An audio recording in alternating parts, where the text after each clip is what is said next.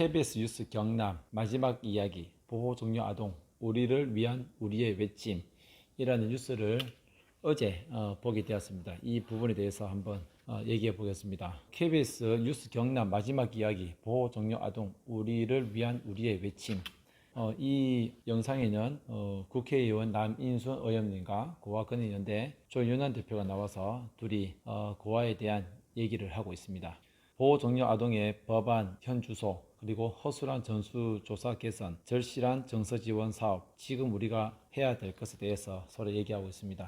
우선 남인수 의원님께서 보호 종료 아동에 대해서 오래전부터 관심을 가지시고 보호 종료 아동 법 특별법에 대한 그러한 얘기들을 해주셨습니다. 먼저 2011년 남인수 의원님께서 전국에 1개 자립지원 시설을 의무화하는 법안을 제안을 하셔서 일부 반영되었으나 3년 보호기간 연장 이 부분에 대해서는 법안 통과가 되지 않았고, 그 다음에 2019년 윤후덕 의원님 자립지원 대상 아동청소년 지원에 관한 특별법이 통과되지 않았고, 여러가지 자립지원 대상 기관에 대한 지원체계 계획 수립을 하는데 어려움이 있다라는 얘기를 하셨습니다. 우선은 항상 보면 어떤 법이 상당히 중요한 것 같습니다. 그 법안이 왜 통과가 되지 않을까? 그 법안이 잘 통과되지 않는 것은 정책의 우선순위에서 아동들이 배제되어 있고 멀리 떨어져 있다고 보여집니다.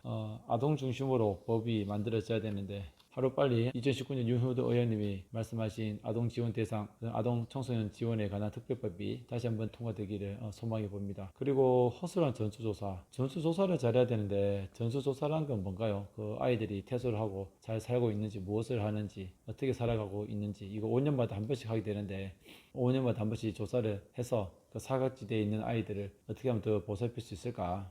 전수조사를 하는데 직접 만나지도 못하고 그런 상황인 것 같습니다. 제도적으로 퇴소를 하더라도 국가에서 좀 더 관심을 가지고 관리할 수 있는 그런 체계를 만들어 봐야 합니다. 이러한 전수조사가 잘 안 되니까, 정확하지 않으니까 참여율이 아마도 10%밖에 되지 않는다고 뉴스에서 저도 깜짝 놀랐습니다. 그 전수조사를 잘해야 되는데 이것을 5년에 한 번씩 하지만 1년에 한 번씩 의무적으로 다 할 수 있도록 해서 어떤 과학적인 데이터를 가지고 그 데이터를 가지고 아이들을 더 실질적으로 도움을 줄 수 있는 방법을 연구해 봐야 되겠습니다. 그리고 절실한 정서 지원 사업 얘기를 하면서 많은 아이들이 우울증을 겪고 있고 고독하다, 그런 얘기를 많이 하셨습니다.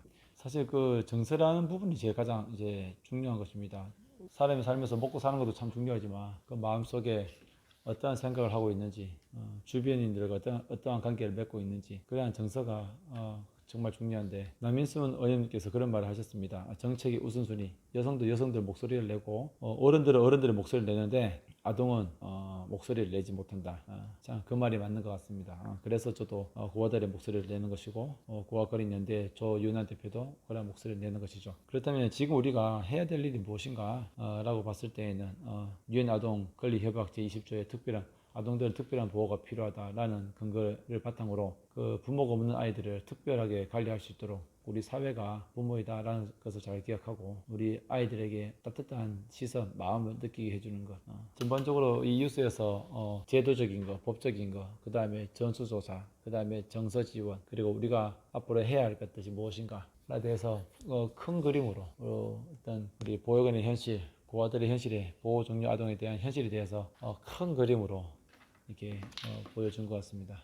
이를 보면 뉴스 같은 거 보면 정말 다 맞는 얘기고 빨리빨리 이러한 아이들의 어떤 아픔이 잘 사람들이 전달되어서 또 모든 국민들이 이러한 것들을 잘 알고 우리가 법안을 통과하는데 함께 같은 목소리, 힘 있는 목소리를 내야 되겠다는 생각이 듭니다. 여러분 동참해 주시고 함께 해주시고, 이러한 알지 못했던 것들, 정말 여성들은 여성의 목소리를 내고 어른들은 또 어른들의 목소리를 내는데 고아들은 목소리를 낼 수 없다는 이런 현실, 그리고 법안을 통과하려고 많은 국회의원님들께서 보육원생들에 대해서 관심을 가져주고 있는데 법안이 왜 통과되지 않는지, 나중에 법안이 다시 한번 더 시작이 되면 다시 함께 큰 목소리를 낼 수 있도록 우리 여러분들께서 큰 관심을 가져주시면 좋겠습니다. 여러분 도와주실 수 있으시죠? 함께 해주시리라 믿습니다. 감사합니다.